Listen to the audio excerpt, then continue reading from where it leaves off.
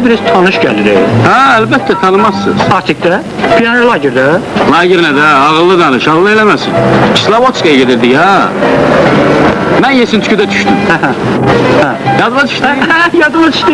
Necəsə, keyfi necədir? Çox sağ ol, pis deyiləm. Akşamüstü bizə gələrsin, bir oğlunun toyudur. Gələr. Oturarıq, keçən günləri yada salarıq. Ha? Allah mübarək eləsin. Yaxşı, gəllər. Gəllər. Yaxşı.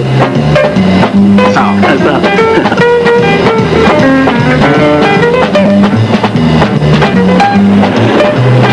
Allah xoşbaxt eləsin.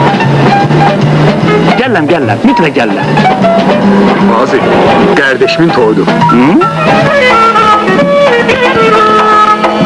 Salam aleyküm. Aleykümselam. Fazil. Allah xoşbaxt eləsin. Subaylar üçün olsun. Salam aleyküm, axşamınız xeyir olsun.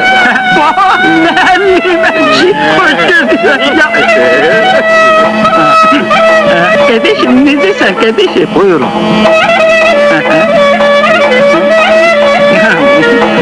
Ata bala, Allah xoşbaxt eləsin kardeşim. Allah xoşbaxt eləsin. Fazil. Allah xoşbaxt eləsin. Subaylarından görürsen. Tofi, Allah xoşbaxt eləsin kardeşim. Fazil. Allah xoşbaxt eləsin. Subaylarından görürsen.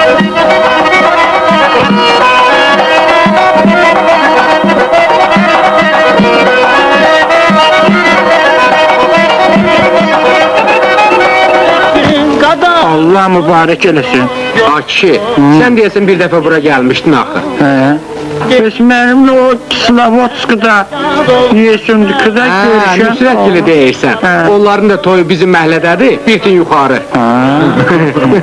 Ola bilər. Diyeceğim ardında yok dişi bir lan kızına aşık olan.